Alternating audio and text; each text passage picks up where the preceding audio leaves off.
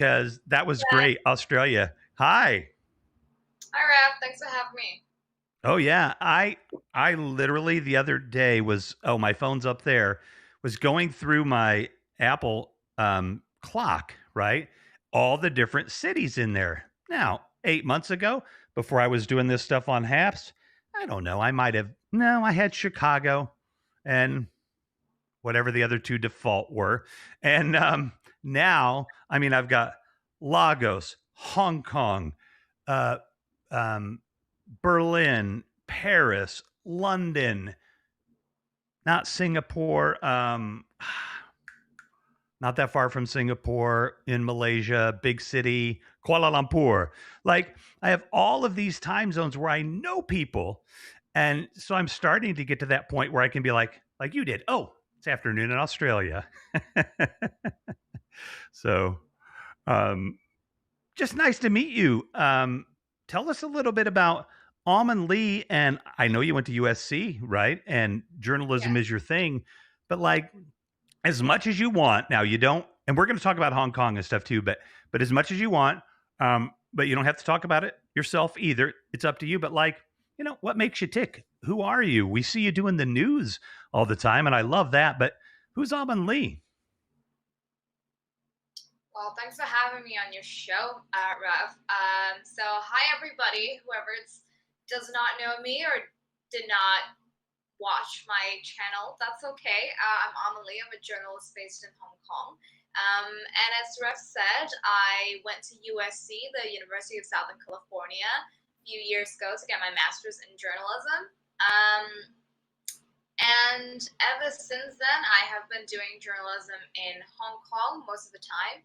I stayed in the US for a while, but not exactly doing like journalism related work, but still in the media industry.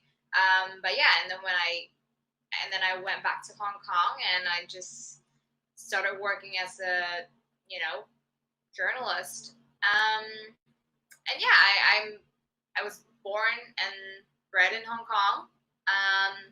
Oh, It's a very cool. small city, Mm-hmm. but yeah, but it's a very vibrant and everyone knows Hong Kong as the international finance hub or whatever. Mm-hmm. Mm-hmm. I don't want to ask your age, but were you born in the after the turn of the century or before?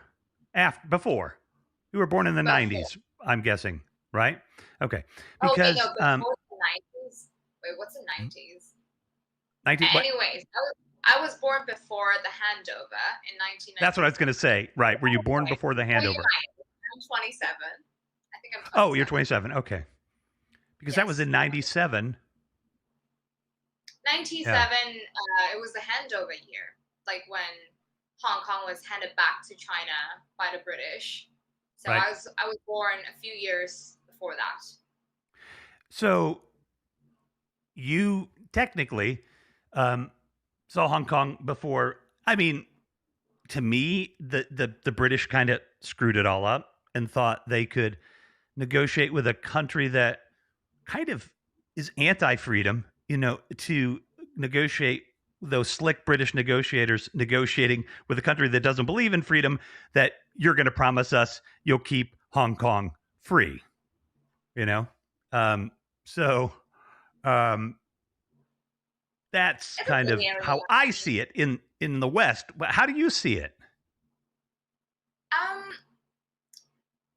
I mean, I technically I lived in the colonial era for a few years, but of course, like I was too young, I don't know anything, so I can't really compare, the life before or after the colonial era. But I think a lot of people that I know, or there have been a lot of talks about how um, I've talked to like pro democracy activists in Hong Kong who were already activists before the handover or during that period, and they said they actually saw hope in China.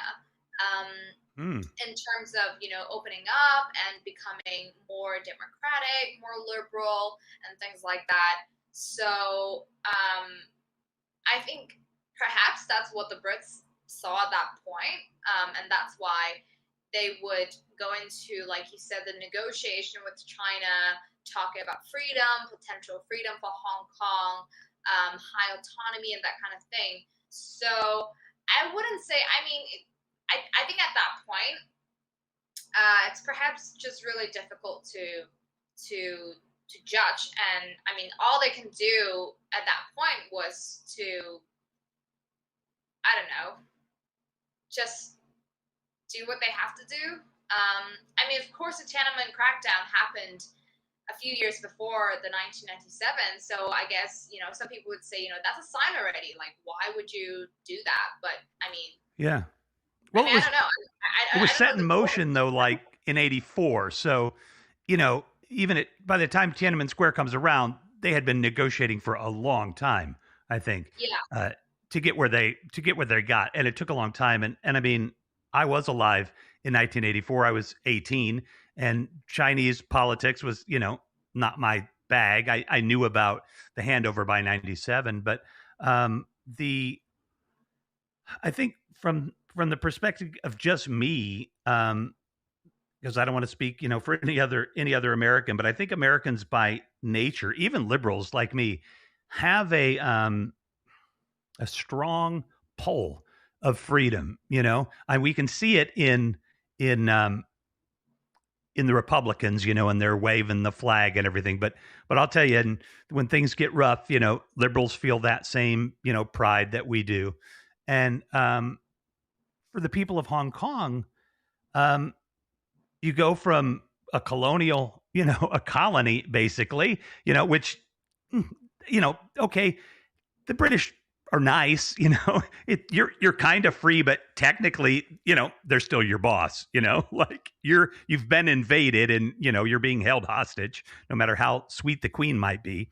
And then they're like, but hey, people in China and in Hong Kong have been saying for a long time, we need to be free. So we're going to give it to the Chinese. Like that just does not make sense to me. Now I know world politics and all of these factors and forces, but what I see when I look at this and read about it is I see the British negotiating with the Chinese to keep capitalism in place. I don't think the Chinese were negotiating for your freedoms and to maintain those. They were negotiating for the capitalism, and the capitalism, oh, they need that. But capitalism, from my opinion, and you'll be able to tell I'm not big on capitalism, can thrive under a dictatorship. So, yeah, I, w- again, you're a journalist, so I don't want to have you have to say something um, without that lens, personally. But I'm kind of curious to the average person in Hong Kong. Am I like crazy, or is everything the status quo, and we just have a few protesters? Like, what does a regular Hong Kong citizen feel about all this? Do you think? um, that in a sense is a loaded question, and I think there are layers to the answers. Is that Hmm. um, Hong Kong is very much a capitalist city, like you said, under the British influence and all that, and the Western influence. So we're very much a capitalist city.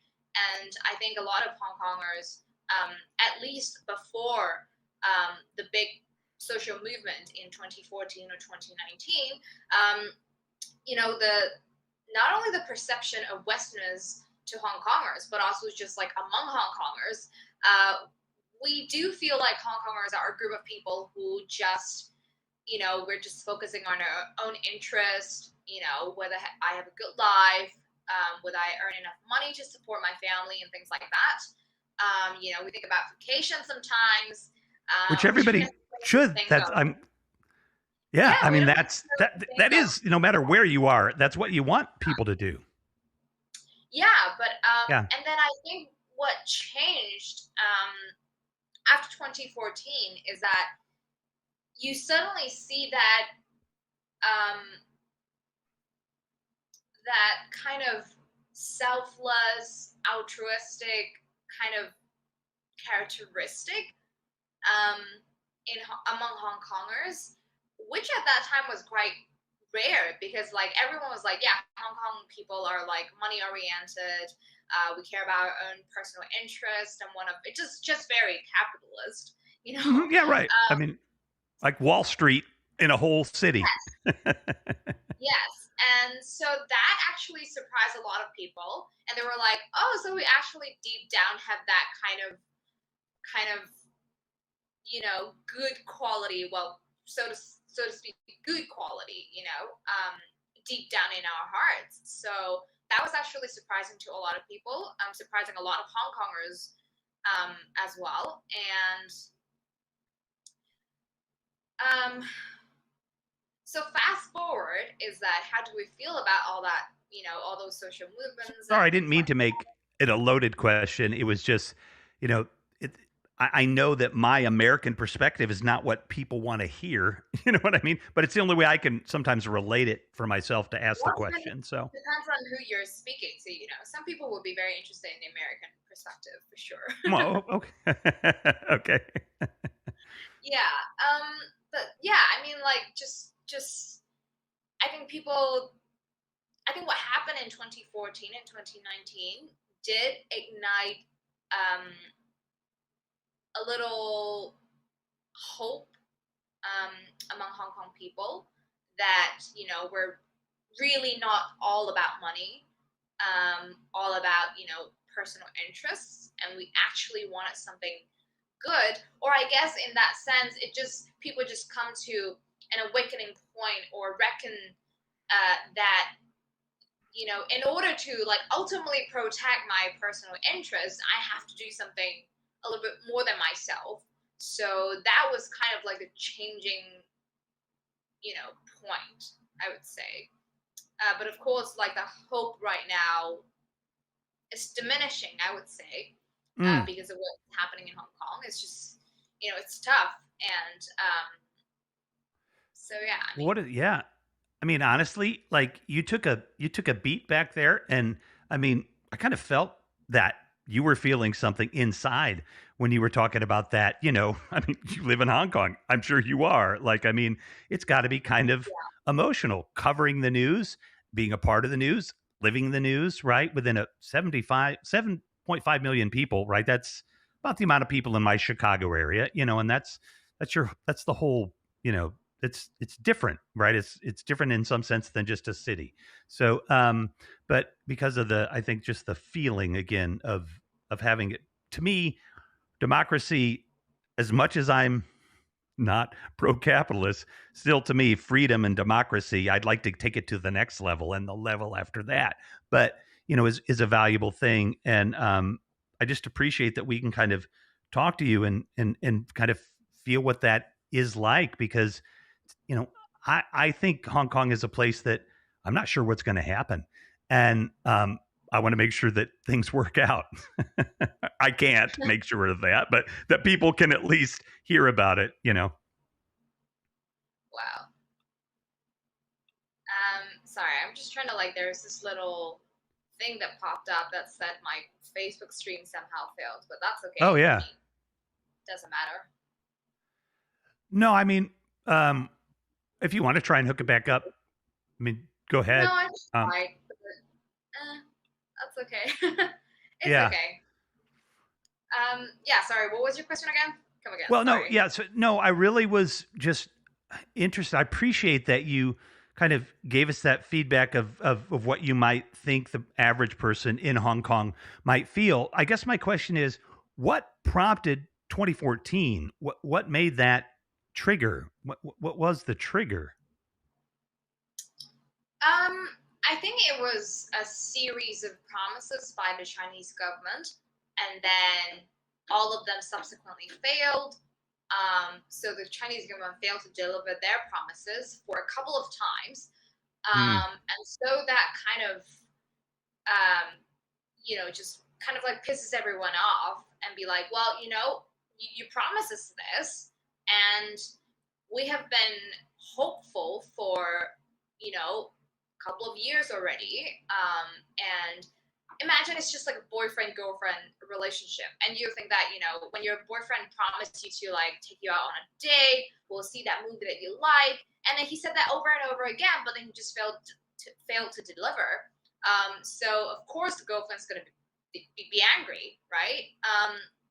So I think that was kind of like, the gist of it is that because the Chinese government has promised Hong Kong people that, ultimately you will have um, the free election that you want. There will be universal suffrage. Um, and then that kind of, so every time they give us like a timeline and they say, by this year you'll have it, or at least you'll partially have it. And then in the year of 2014, it's just, I give you that timeline again, but then I'm telling you that, you know what? No, it's not going to happen. So it's like you give us a few years of hope, um, and then all of a sudden you're just like, nope, not happening. No longer watching a movie. We're just going to play video games. That it changed course quite abruptly, but it's not like without track record. So that kind of like, because of that shutting people Hong Kong out of the gate, that move just really prompted everyone to go, like, well, we cannot accept that, and that's basically what sparked the 2014 protest in a nutshell. Yeah.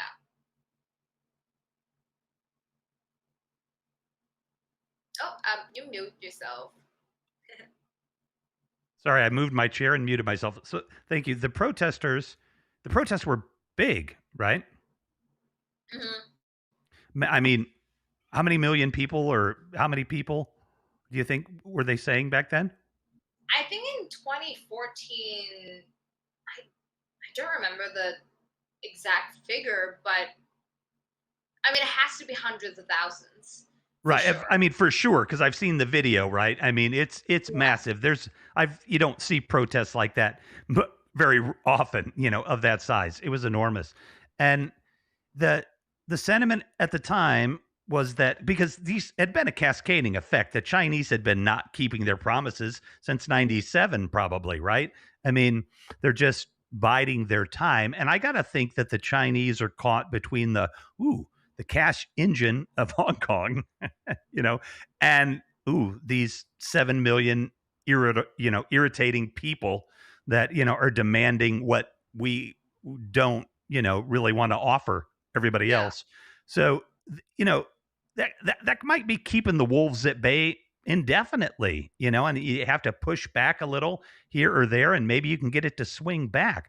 But what Xi Jinping? Wait, is that who's head of China now? Wait, did I, Yes. yes. Yes, I mean, definitely. he's basically turned himself into a dictator. So there's that too. Well, yeah, I mean, like, by extending his the limit of his term indefinitely, I mean, perhaps that's a path to dictatorship, in a sense. And yeah, it's just like you said, it's a series of events that led to what happened in Hong Kong. It's just, you try to um, calm us and pace us for a little while, and then all those years, and then you fail to deliver. So that's gonna, I don't know, like the fight back is, it's almost like it's destined to happen in a sense. It just depends on like the scale and how many people or how big of the population are we talking about that don't feel satisfied. And in 2014, it's just big. It's just a lot of Hmm. people who are not happy. Who are not happy. So yeah. Well, that unhappiness. It's 2021. Things have not Leveled gotten out. better, right? No, it hasn't. And it's just I don't want to make it a like a curiosity, for revolution just to find out what's going on in Hong Kong. But it's for people that don't know kind of the history of Hong Kong, when in history were the mainland and Hong Kong one? Like, when did the British invade? Kind of ish. Was this in like the 1800s or like a really long time, like 100 years kind of thing? Yeah, I think it was Yeah, I don't want to sometime hold you to it. I don't want to put you on the spot. before. Alexa, when did the British invade Hong Kong?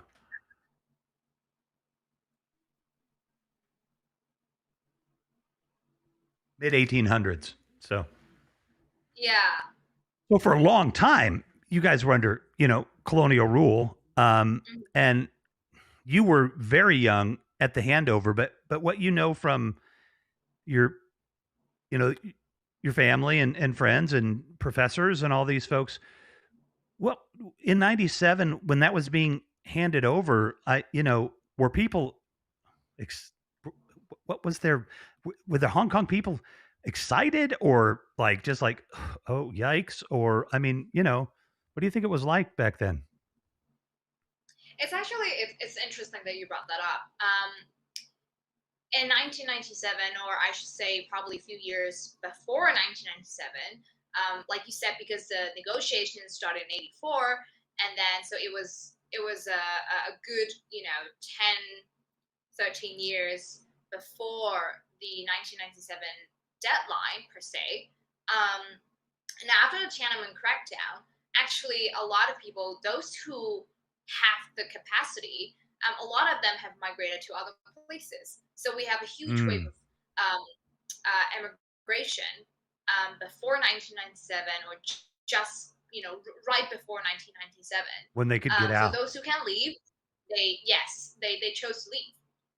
Um, and the sentiment at that time, according to those who were grown ups, or like my families and whatnot, I think the general sentiment at that time was fear, Mm. because they witnessed what happened in Tiananmen Square, and it's just a horrific scene that you cannot just forget. Um, and that fear kind of just like played into everybody's mind, and be like, you know, under the so-called high autonomy or guaranteed freedom in Hong Kong, would we still face the same consequence if we dare to speak out, or um, so fear was a very big element among people in that generation, including my parents. They were actually, well, at least my mom, I know. I think she was not like in Beijing for the protest, but my parents at that time, I remember my parents actually got married 1 year before the Tiananmen crackdown, and I think my parents were with some friends at that time on the mainland. I don't know, like vacation or something, going on a trip, and they saw what happened in Tiananmen Square, and it was just terrifying for them, and they had to like rush back to Hong Kong. Um, and so at that time, it feels far, but then it feels very close, because that Hong Kong is just, you know, we're very close to China. It was just one border or one river Right. distance from the mainland China. And so fear was really big at that time. And when I say interesting that you brought that up, is because since 2019, or since 2020, especially after the national security law was enacted in Hong Kong, that kind of emotion was on full display in Hong Kong all over again. We see huge wave of emigration. People are just seeing, just going to, and in the past year, it's even like a situation seems to have gone really bad that a lot of Western countries, including Canada, the United Kingdom, Australia, they're offering, easier paths for Hong Kong people to Oh, come over. wow. Wow, Um, I mean, in that, in just we know kind of in the way of the world the last decade, countries don't, like even politically, say we want people to come here because, we have so much xenophobia or whatever. So but that, sorry to interrupt you, and I want to keep your flow going, but like, wow, like they recognize, we're going to let you get out if we can help you. We'll yeah, be happy to help you. That's intense. yeah, exactly. And so, like, it's same and different compared to 1997. The same is that the same kind of fear that Hong Kong people have. Um, and then the difference is that back then you don't have those foreign countries offering help to Hong Kong people. But now we do have at least several countries saying that we would be willing to help you if you need that help. Of course, it's not going to be just Disneyland open the gate and we'll just take you in whatever. There are still some Right. criteria. You still have to contribute, but that's it's, Sure. it's just different in that sense already, and it made it easier um, for people to Well, yeah, I leave. know a place like Australia, look, middle-aged white guy in America, like, really doesn't have much room to complain, but I'd like to get the hell out of this country sometimes. It feels like I'd like to, once in a while when the politics don't, seem to be going the way I want it to go. That's how we can feel. But like, nobody will take me. You know what I mean? Like Australia, like this was years ago. They want like $200,000 in liquidity and a promise to never work on the economy if you want to come live in Australia. I'm like, yeah, well, no, that's not me. I don't have that kind of cash, and I would need a job. So that they're relaxing the rules, even I think, is pretty significant for sure. Yeah, it just really reflects like how dire the situation is. Yeah. And I guess the other thing with all these countries, opening up their gate to Hong Kong people is that it's also, I think it's also like over the years, Hong Kong people proved to be an asset. Like they could be an asset to different, I mean, just countries. level of education, right? And Yeah, financial. I mean, you right. Maybe they're offering it because it's like, wow, we could grab yeah. 20% of I the mean, like we're brightest citizens too. people on the Like that. planet. You know, yeah, that's Yeah, interesting. and I think it's fair for them to think like that because Sure. why would you want to just give freebies away? Like you got to have something back, Oh, and so yeah, I guess on a like a fortunate thing about Hong Kong people is, like you said, highly educated. A lot of us, mhm. and then we have professional skills that can be transferred. So that's also a good thing of accepting Hong Kong Well, migrants. So yeah. kind of. I mean, in Almond, I could have you on for 1,000 hours probably and talk about Hong Kong. It'd be so interesting, and I mean, I'm just having these connections around the world is great, and I want to keep talking about this, but I popcorn around a little bit, and I'm just thinking. So the people that could go to Australia, those the best and the brightest, are could go, right? They got the money, whatever, they can go. And they have been leaving for years, that class of people. But what about who's left? And what are the things that in America most people think stereotypically is that Asians are wealthy and well educated. And in fact, in the United States, the majority of Asians, most of them living, in the East or in Los Angeles, in fact, aren't extremely well educated and aren't extremely wealthy, right? Americans just don't see that side of Asians in America uh, as much as they see wealthier Asians. So in Hong Kong, what's poverty like? I mean, is there poverty in Hong Kong? I mean, um, we have a so-called poverty line, but it's not exactly a statutory level. Just treat it as a guideline. That's what the government said. Um, so we don't exactly have like absolute poverty, that kind of concept, or There's a nobody. standard in Hong Kong. Is there? There's no like bad part of Hong Kong where lots of people like Well, of course can there barely is. afford food and stuff like that. Yeah, I mean, for sure there are, Oh, okay. and we're not talking about like just extremely tiny portion of the population who are living in poverty.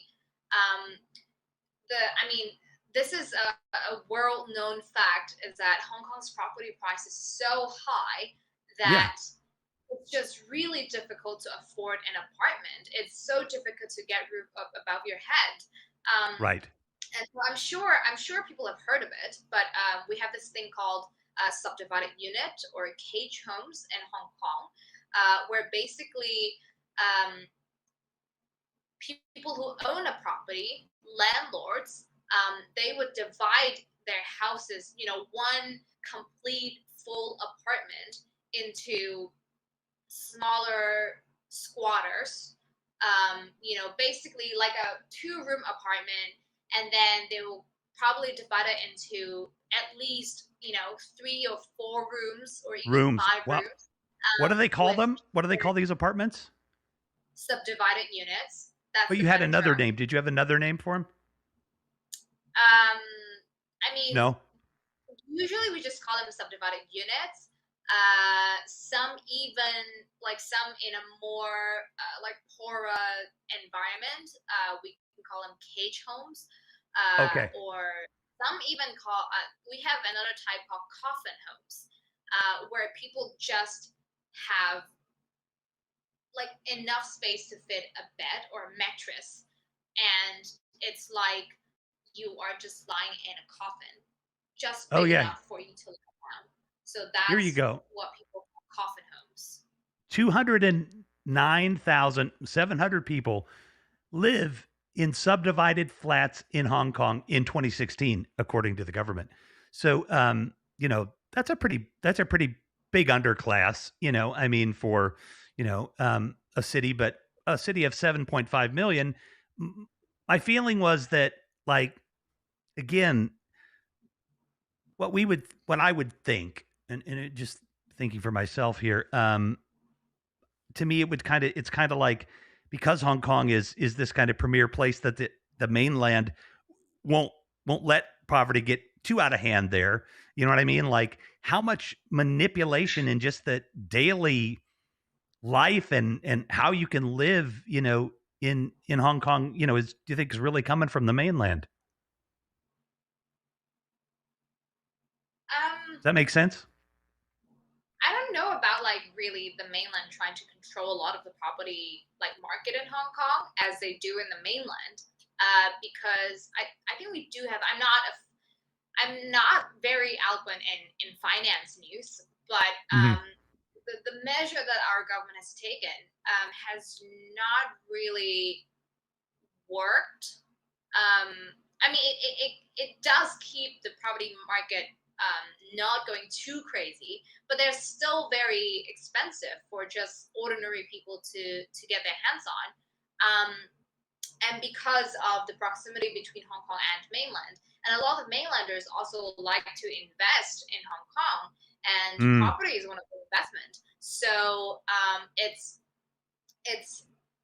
that kind of investment that kind of like also pushed up the prices. Um, and in that case, just it's a saying in Hong Kong, actually a lot of mainlanders own our homes instead of Hong Kong people because uh, the wealthier mainlanders, they have the money to buy those properties, and they can rent it to mainland employees in Hong Kong, and you know but it's Like a just, perk.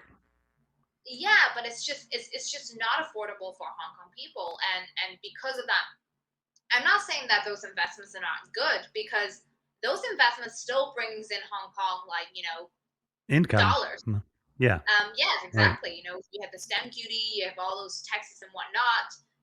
So it still brings, it has economic benefits to Hong Kong, but it just made it a little bit more difficult for Hong Kong people to actually be able to buy a property. Right, just to be a homeowner. Onion Muffin says like boarding houses. I think is what it's what you're saying. I mean, yeah, the tenement houses in the U.S. I mean, we had lots of those, back in the day here, and of course, poverty is different here, but the it's just so interesting to me to kind of feel this pull of Hong Kong and that's where you're from, right? And I mean, you went to USC, you've been to America, I imagine, many times, and this pull of your city, and then this, and I don't mean this in any kind of deleterious way, but this kind of acceptance too of that, like China is here. Like what could we really do about it? Kind of feeling. And to me, again, with I don't want to sound like hyperbolic, but like it's kind of like growing up, you know, under colonialism, being held a hostage. Like things in some ways haven't changed much for the people of Hong Kong for more than 100 years. So maybe you guys are really adaptable, at it. I mean, it's just an interesting thing. Sorry to be very granular on something that you're actually living. You know what I mean? So, No, no, no, absolutely. And I think it's just, there are people in Hong Kong who said that, uh, like Hong Kong's handover back to China is just another colonial era that we're living in. That's a lot of, especially those who are pro-independence. That's what they said. It's mm, just we're just changing. Our colonial just changed from the British to China, and that's what a lot of those pro-independence advocates said, or those protesters said. Um, so yeah, I mean, I guess in a sense, you said things didn't change that much. Um, I think, I mean, I really don't know because I've not lived long in the colonial era, but I would imagine, um, I don't know, perhaps it's the courteous culture of the Brits. I think at that time people were still quite, um they are ruling us. The Brits are still ruling us, but I think in a lot of, because a lot of Hong Kong people actually think that, the Brits actually brought some good to Hong Kong. For example, the education system, the judicial system. The judicial system is one of the things that Hong Kong is renowned for, and also it sets us apart from China, from mainland China, mm-hmm, is our judicial system. right. So, um, people do appreciate those kind of things that the British brought us, during the colonial era. Uh, so, in terms of those things, I think people do see differently between, the British colonial era versus Chinese governance right now, because of the so-called good system brought by the British, and now the Chinese, perhaps in some sense, we're trying to change, or trying to like mold it into a shape that fits more into the mainland China style. So that kind of change, a lot of Hong Kong people don't really appreciate. And I just want to, respond to this comment. Onion Muffin said, where people live in one house and split the rent evenly. I just want to clarify that it's not really the case in Hong Kong, because when it comes to subdivided units, It's so if you're talking about like boarding houses or like dormitory, that kind of thing, then yes, you do kind of just, well, I shouldn't say that. But anyways, in subdivided units, it's actually, it depends on like which part of the house that you get. Like if you get the bigger room, then you have to pay more. Or if you get a room with a window versus one that without it, then the price can vary Goes already. up.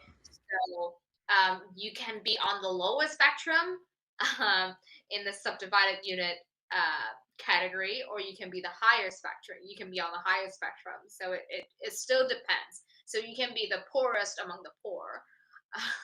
you know, Yeah, that yeah,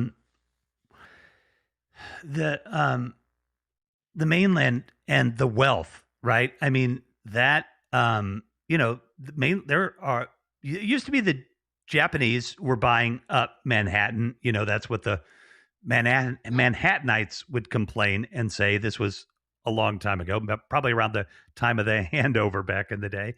And now, of course, it's the Chinese, mainland Chinese. They've got yeah, they're so just much mind blowing. wealth that they own three-quarters of Manhattan. What did you say? Yeah, I said mainland Chinese people buy properties like all around the world. They are just all over it, all over the Right. world. And that's an interesting thing because um, there's a privileged class of Chinese in the country where everybody is supposed to be, equal in the not equal sense. You know what I mean? The same. But um, that Chinese upper class society, um, they're in some ways kind of supersede Hong Kongers, right? I mean, they've got more wealth, more power and maybe more freedom to, to go places and buy things than people in Hong Kong, I wonder. I don't know. I'm just kind of curious. It's an interesting thought to me. I mean, yes, it could happen. And I think one of the very important underlying reasons that you also have to consider is that usually those, wealthier or more powerful people in China, in mainland China, they also have closer ties to, the top officials and whatnot with the government. So when we talk about privilege, it's not only just in a financial sense that they're more privileged and more able to buy things that Hong Kong people cannot afford. But it's also, what we call guanxi in Mandarin. That's connection. Okay. So a lot of it, back in the days when, like we were talking about the corruption in China, um,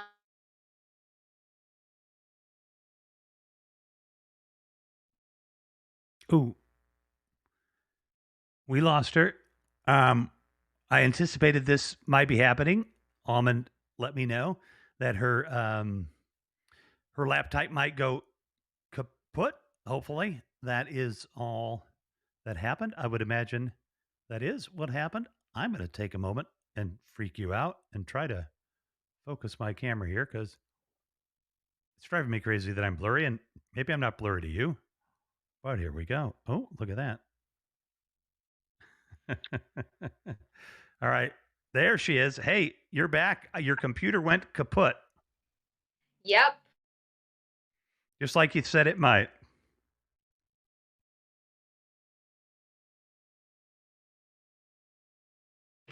Can you guys Yep, I okay? can hear you now. Okay. Probably. Do we have a I just shut my Ooh, it doesn't work. there's a Well, run by big delay. Hold on. Let me reset the server. Hold on.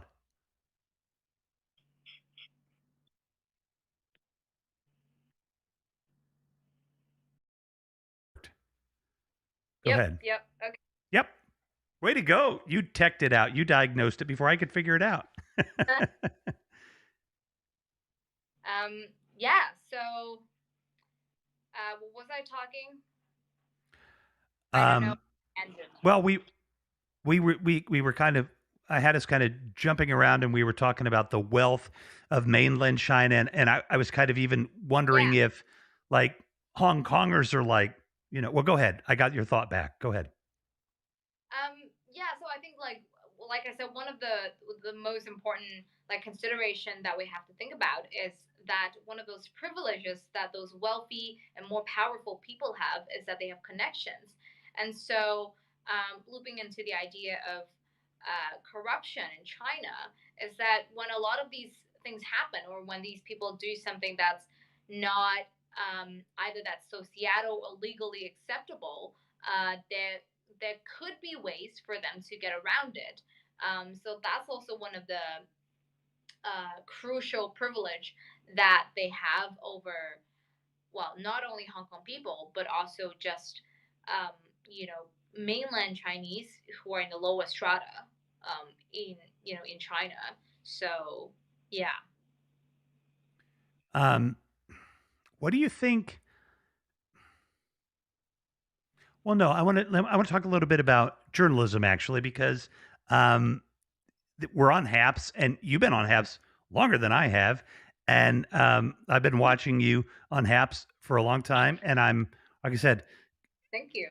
uh, well, yeah, you're awesome, and I love seeing other places and knowing what's going on over there. So I really enjoy finding about Hong Kong. I'm curious, like, what is like, so we're having this conversation, and I will say in my mind, sometimes I'm like, should I ask that question? Because, like, what if the Chinese are listening? Like, you know what I mean? Like, I'm not saying we're important enough that they might be listening, but like, yikes, I don't want to get you in trouble. And is that something you guys feel there as journalists?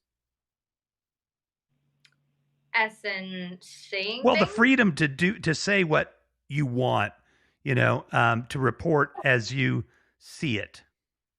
Oh, for sure. I mean, that's um the problem has been there, but then it just got more serious and frightening over the past, I would say, 4 or 5 years, especially after the umbrella movement, the 2014 umbrella protest, and then of course now we have the national security law. Um, so yes, I mean a lot of journalists, and actually after the national security law was enacted, a lot of writers, and also after the closure of Apple Daily, one of the pro-democracy um, tabloid in Hong Kong, have been folded, and their executives and writers being arrested. A lot of other writers and columnists, they just stopped writing, um, Mm, because of because they're afraid of getting into trouble. And I think it's not only like a personal thing. It's not only about personal safety, it's also about your family. right. You don't want to get your family into trouble as well. And it's really all about track records, because the honestly the track records of Chinese and the Chinese government is not great. Right. um, Yeah. I That's for sure. there very bluntly, because a track record didn't look good for the Chinese government. I mean, we've seen so many stories of, human rights lawyers or human rights activists in China, on the mainland. They were detained, or they would have their family detained, or just separated and things like that. And then you have the Uyghur Muslim stories, where it's a very bad but um, common tactic, or at least that's perceived. I can't say that's for a fact, but at least it's perceived that the Chinese government or the Chinese authorities will use your family as a bargaining chip, or as a, just hold your family hostage Right. to Well, you do.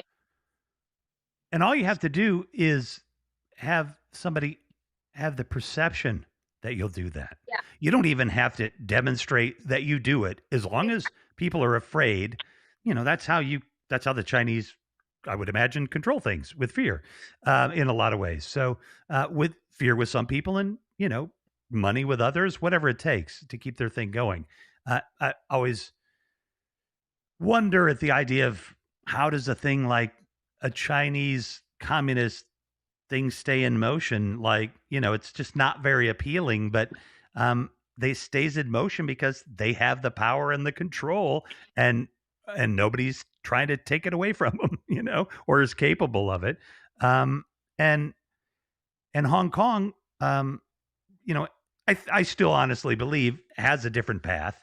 um but man, it's hard to sit, you know next to a looming giant, literally, like, practically sitting on your lap. you know um it's there, it's ever present. Yeah. I mean, and that's why I know, like, during my stream on my channel, a lot of people, like, every time when I talk about politics, people will ask me, like, are you afraid? Or, like, have you ever thought of, leaving or things like Hmm. that? And my answer is always, I don't know. Right. um, because, am I afraid? Of course, like, I have worries. And especially, like I said, under the national security law, you've seen me saying this word so many times. You Hmm. can tell that, of course, like, I'm afraid of the law as well, because nobody wants to get into trouble. Right. Nobody wants to face legal consequence. Nobody wants to face jail time and things like that. Um, and it's under the national security law. I'm going to say that again. Um, one of the offenses is colluding with foreign forces. And Mm. because of the ambiguity of how, well, not Chinese, but the Hong Kong police and government have been executing the law, you just really don't know where the red line is. Right. And simply me getting onto a foreign platform, live streaming platform, just telling people what's happening in Hong Kong, or just speaking to someone like you, Hmm. since you're American, maybe I am colluding with the foreign forces, Yeah, I've got a big army back there behind the screen. Just Exactly. kidding, So, China, just kidding. of course, there are fears and worries that I may get myself into trouble. And I think, like, really, the biggest fear is not getting myself into trouble, Hmm. but my family and the people that I Hmm. care. And that's, having people that you love and having people that you care about is always a weakness. And I think that's not only for, Hong Kong people or Asian, it's just in general in human. Oh, yeah, of course. I mean, Afghanistan, think of all those, people that were able to get out but couldn't get their families out, I mean, and the people that, you know, yeah, their families get threatened, and, just it's the same thing. We don't even have to kill anybody very often because just the fact that we will, can be very scary. So, yeah, from a journalistic standpoint, like I said, I love that you're broadcasting out there and on Haps. What it like? What is? I'm going to take it back around to you a little bit, because you've let me. What is like?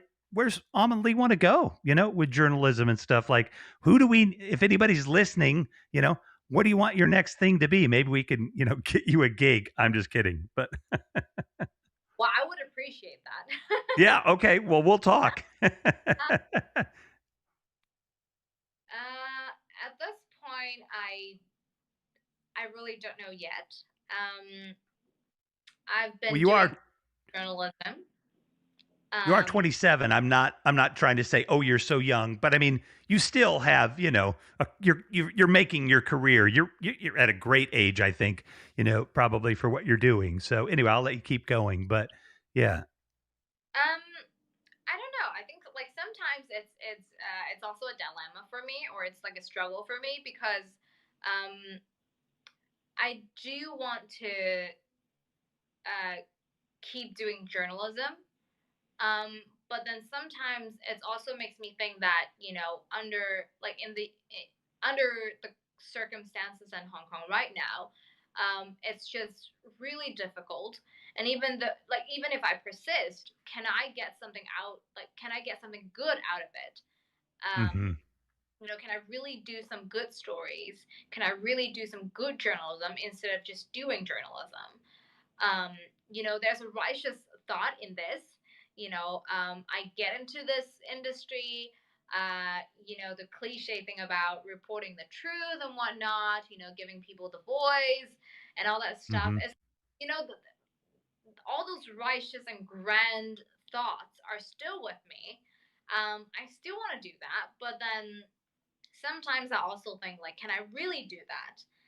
Hmm. And if I can no longer do that under the circumstances or under this situation in Hong Kong, is there anything else that I can do um, to, you know, help people or help myself? Um, like, I'm sure there are still options Yeah. in, career choice. But yeah, like I think the struggle that I had sometimes is just, I feel like if I started and if I end my career prematurely, then I feel like I'm not doing it justice. Or I'm like, sometimes I would feel cowardly if I Mm. decided to, leave journalism. Hmm. Um, yeah, so it's like, should I leave for hopefully greater goods, Hmm. or do I stay and persist because that's what get me into the industry in the first place? So, and I'm That sure there's driving. a lot of journalists who have similar thoughts. And I also saw so many journalists leaving um, these months. Yes, Uh, very recently, right? So yeah, well, that no, I appreciate you sharing that with us because having been involved with a nonprofit for almost a decade now that has been doing work in in in mostly Black communities around racial justice, and I'm my friend is the founder, and her family's from Haiti, but I've helped her along the way in little bits to keep that nonprofit going and growing. But so from the standpoint of wanting to make a difference for your people, I mean, I feel it. I feel you. That's in you, right? I mean, it's part of your journalism. Even it's in your blood, and to tell the truth. And I've met very few journalists in my life, but I've met some, and um, it doesn't even matter if they were doing what they used to call man on the street stories, people on the street stories, just talking to people, or they maybe they were some big time Washington Post writer. There's a passion in there to tell stories, and to tell the truth. So, number one, again, just speaking for me, I certainly would never perceive you as a coward if you got out of journalism. We have to do things that we need to do for ourselves too, right? Even just when yeah, for myself, self love and boundaries and all these things that we need, right? I mean, I think we're a more evolved people, and to try to be more in tune with ourselves and with each other. So, number one, you've done it for a while. You're awesome. You're kicking ass. I hope you can keep doing it. I'm not going to say that I hope you keep doing it because that's up to you, but I hope you keep doing it. And the um, idea of doing something else and doing good, there's probably a lot of opportunities in some ways out there, and especially a communications and journalism background. I mean, you probably know how to write really well. You probably, you obviously speak English way better than I speak any version of Chinese. So, because I don't speak any version of Chinese, and your English is impeccable. So you've got all of those skills going for you. But to me the Oops. oh, no worries. To me, um, There we go. the the idea of being a journalist is, got to be hard to give up. It's not like I'm not saying there's anything wrong with being an accountant. Accountants are awesome, but I don't know people that might, when they're 8 or something, be like, "Ooh, I'm going to be an accountant." But I do know people that said, "I want to be a journalist." Yeah. I mean, I don't think I have never thought of when I was younger. I actually want to be a pilot. Ooh, Uh, cool. I know, but well, people just see my face on the stream, so they don't know how tall I am, and I'm not Okay, tall. I'm gonna tell you. you're not tall. So I'm not. I'm really short, and Uh huh. uh, so I kind of just like gave up on that idea because somebody told me that I need to be, taller, and then So I tall. like eyesight problems, which I have short sightedness, and Mm. so I kind of like gave up on that idea because people told me that, well, those physical constraints made you probably not a fit pilot. So I'm like, oh, okay, never mind. People told me that Well, that's statistic. I'm sorry. I'm just, I love people, right? Let's, discourage a 9-year old or whatever and tell them that they can't live their dream. Just let her have her dream for a while. But you did become a journalist, and now I get to know you, and you're a good journalist. So it worked out, I guess. Yeah, and I guess one of the reasons why I gave up on pilot is they need to study physics, and I really am not. But Yeah, you got to kind of know gravity a little. lives, you know, I think it's perhaps a smart switch to Korea, perhaps. Yeah. And a lot of No, people can thank me for that. no rapid math calculations to save the planet. We're not giving that to you, obviously. No. Well, but in like so Marianne Ocon, right? You guys, have you been on a show together on Haps, right? She's in Lagos, political analyst. I think you've met, but I don't know. But you guys definitely need to meet. I'd like to get you two together. But the time zones are a little crazy for all three of us. But I think one of us, I would make it me, but would probably have to be up early in the morning or something. But but I'm curious if because in Nigeria right now things are really bad. I mean, they've got terrorists and and things are rough in Nigeria, and um, things are rough in Afghanistan. But you know, David Newman, who helped found this Hmm. apps thing that we're doing, he's got a background at at CNN, and there's a is there a poll to go somewhere else than Hong Kong for you? And please, again, if it's too personal, don't worry about it because I didn't necessarily say we were going to get into personal stuff on tonight. But I mean, would you want to maybe be a journalist somewhere else other than Hong Kong?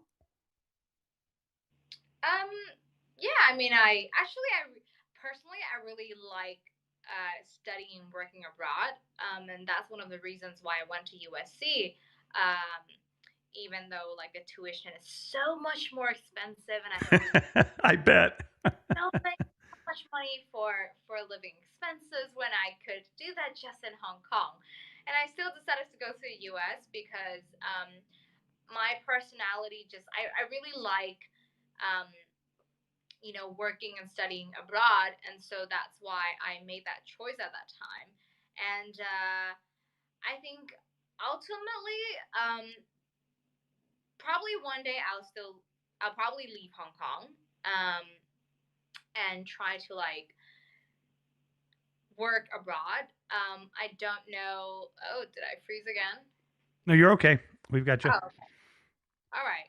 I don't know. My phone screen also froze, but anyways, as long as Oh, you guys see me or hear me, that's yep. fine. Um, yeah. So perhaps one day I'll probably leave Hong Kong. but when I leave, then I'm not sure. Like I'm always open to become a journalist somewhere else. Hmm. But like one thing that really,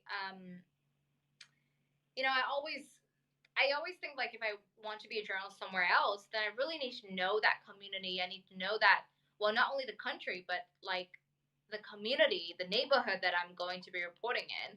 Hmm. And that would never be you know, the knowledge that I have about Hong Kong and the culture. So I always think that if I go somewhere else to be a journalist there, it's, you know, I'll not be as good as other people.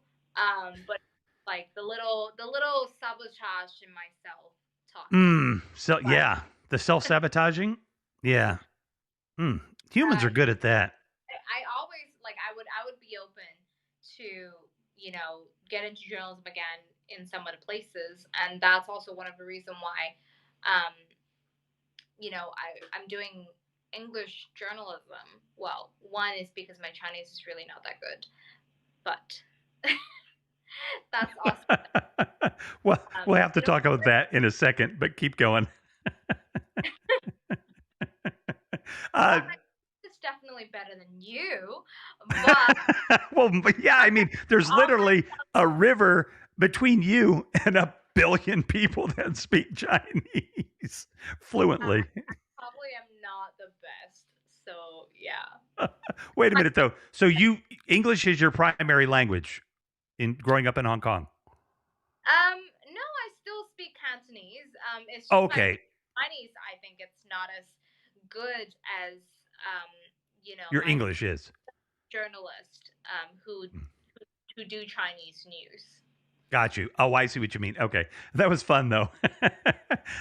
For the with a little bit of confusion there. But okay, so I think that's very interesting, right? Because I am meeting journalists a lot, and it's been a blast. And the idea that you said that, well, first of all, tell your internal dialogue to shut up because you can do anything you want. But then on the other side of it, and you did freeze, but we'll see if she comes back. So, you know what? Well, oh, here she comes. Wait, and there she goes. We're going to run a quick little, we'll run a quick little promo. There. I just wanted to take a quick break and quickly say if you like this program or any of our programming, you can support us. You can sponsor us. We have a mission here, and our mission is to bring voices to live streaming and to the world that don't normally get heard. If you check my Instagram and check the story about Olivia Robinson, you can see what I'm talking about. But I would really appreciate it if you could go to the sponsor page. Is it I've got information there and sponsor me. You can do it right here on HAPS, $5 a month, $50 a month, $10 a month, whatever you're comfortable with. But support our work and support this kind of programming. I think it's important and I hope you do too. Well, that is the magic of the internet. We're we're gonna stick around here and see if Almond makes. Oh, here she comes. All right, I see it. We are, by the way, halfway around the world from each other. So nobody gets to complain about the quality of anything here because it's a freaking miracle to me at, being 55 and growing up with my parents in the 1970s were wouldn't buy a color TV because they were too expensive. I mean, and we had three channels, literally. That was it. Three channels, So this is a marvelous thing to me. So we were talking about journalism and going other places, and the thing that I wanted to also say was that I think because I know a few journalists that also would be willing, to go somewhere else, right? And then I think of the journalists that I know that are in the states that are from somewhere else, and I think you're right that having a good working knowledge and base of the people that you're living with and working with and reporting on definitely would be important. But I also think that um, having someone from another country come and report the news in our country is a really good thing because it at at at the minimum shows Americans that sometimes people have different qualities, traits, ideas, understanding of things, and perspectives, and that's a really good thing. So, um, having having people from around the world be our news reporters probably would help journalism in this country. I think probably in a lot of ways, especially adding different dimensions and women and diversity. I mean, I'm I'm I'm haranguing the Chinese for what they may or may not be doing in Hong Kong, but America doesn't have much better of a track record for, people other than the ones that look like me. So, I was gonna say that's true. yeah, no, it's very true. I'm laughing only because it's ridiculously true, unfortunately. But I mean, I from my perspective again, because I felt that since I first see you, would see you reporting because Haps has all kinds of folks on here, right? For at all kinds of levels, and there's just so much fun on the platform. But I mean, like first of all, when you even responded to me, and this was a long time ago in Haps years, I'm like, holy cow, like this journalist in Hong Kong, like we're talking to each other. Like, like how would that happen in my previous life, right? And it happens every day with me anymore. So, yeah, I mean, if I hear of any openings and I don't have that many friends, but I get more every day, I'm going to let you know because, you never know what connections can be made on these things. So, Yeah, for sure. I would appreciate that. Thanks, Ralph. oh yeah, I'm not giving it much of a chance, but you never know. And we do. I mean, even just having you on a platform like Haps and telling the news, but I made did you see the little clip I made on Instagram using your footage? Yes, I So saw. the first thing is there's a comedy in the United States. It's called Arrested Development. I don't know if you ever heard of it. Um, Hmm. but it was you're only 27. You were probably 7. Geez, Rev. Okay, could have been 20 years ago. No way. But anyway, there's an actor, and his name is Will Arnett, and that voiceover that I did on that, I had to leave it because it's so over the top, and it sounds to me like this very one certain actor who's trying to sound big and important, and I'm like, oh, I got to leave that on there because I just was laughing. But I was gonna say the reason I'm saying that is the but the footage, like where where do you report every day? Like, could somebody in America see you? Like, what do we have to do to obviously, um, yeah. How could we watch you in? When are you on? Like, how could somebody see you there? So I actually report for a local channel. Uh huh. So on TV, you wouldn't be able to see me if you're not in Hong Kong. But our channel does post stuff on Facebook. Oh, Which cool. search Hong Kong International Business Channel. Okay, I'm That's going to where put you'll that find. in the thing here because there'll be lots of people watch the replay. You know, um, Hong Kong International Business Channel. Yeah, that's right. So we're on Facebook. We're on Instagram too. Instagram would be snippets of like important stories instead of like the full program, but you can watch the full program on Facebook.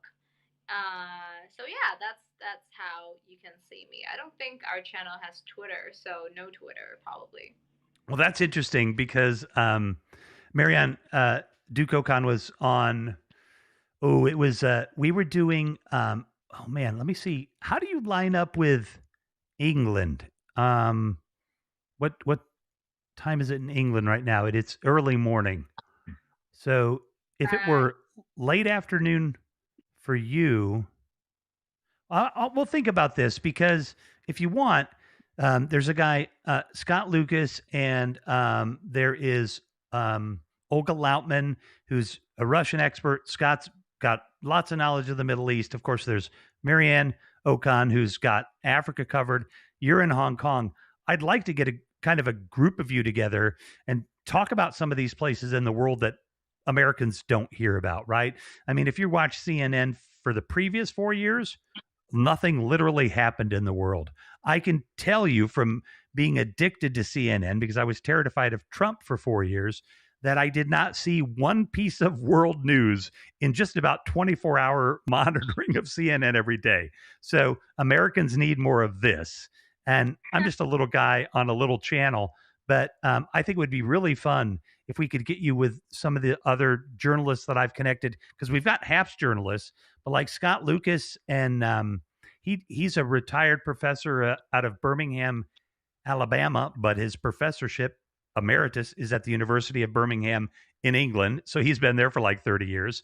And so there's lots of different people. So you don't have to commit to anything, but I'll kind of keep you in the loop when I'm trying to get these things going because, again, one of the most marvelous things about this show for me has been over the last 8 months. And trials and tribulations and, how these things all ebb and flow. But I'll tell you what, no matter where this thing goes, the best thing to me about this program is the people that have met other people through me on the show. Right. And there have been a few of them.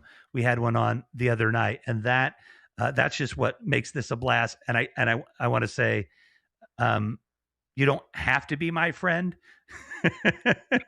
but Love to be your friend. it's It's not a okay. requirement to be on the Right. show. But I'm so lucky that so many of these folks that I've met from around the world that I've become friends with them too. And not trying to not sound like I'm tooting my horn here, but because honestly, even those folks that are out there, to the extent that I can, help you, um, I want to, and I just love being able to connect people, through this. It's really neat, and so I'd love to, have you meet Scott and these folks and see if we can make some more connections for you because at the end of the day, the reason that I do this show is to bring voices to the platform that aren't necessarily going to get heard. And you're heard pretty well. You know how to do it, but there are people whose voice, in whether it's in Hong Kong or in California or Chicago, that are marginalized, women, people of color, whoever. That if I can get them on the platform once in a while and let their ideas out there, that's kind of what I want to do. Don't get me wrong, I want to make more and more money doing this, but I mean, it's just been a pleasure to have you. I know you've got a Sunday. You probably want to, get going. I could, I could talk for hours. So I hope we can do this again. And this has just been an absolute pleasure. I want to give you a minute or two if you want to wrap things up, close out however you want, quick or a little long. It's been a blast. Yeah, thank you so much for having me too. It's been a really good morning chat, and I'd love to talk about. And it's very good that because on my channel I usually just talk about like politics and political rap. And today I'm going to talk about different stuff in Hong Kong. So that's a great opportunity for me as well. So thank you for having me on the show. And yeah, it's just a little promo for myself. I usually go live. In a nutshell with Almond. That's a Hong Kong. Well, it's my not weekly, but it's a show where I talk about Hong Kong stuff, mainly politics, but I also talk about different stuff. Sometimes I go a little bit on my own daily life and environmental. You do sometimes, yes, Yes.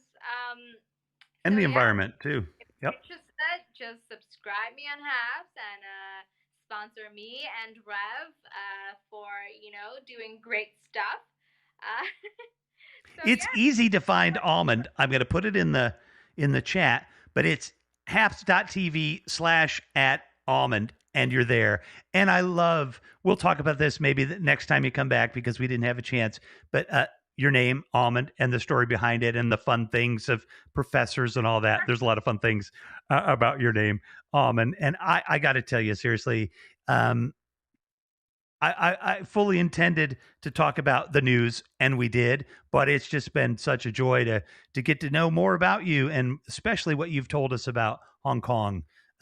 Because again, there's 7.5 million people there that want to keep their freedom, whatever level, right? I mean, I'm not to judge what people want to do in Hong Kong, but it's a big deal. And if some people hear this tonight that, or on the replay that, support even in solidarity with the Hong Kong people, folks, um, Yeah.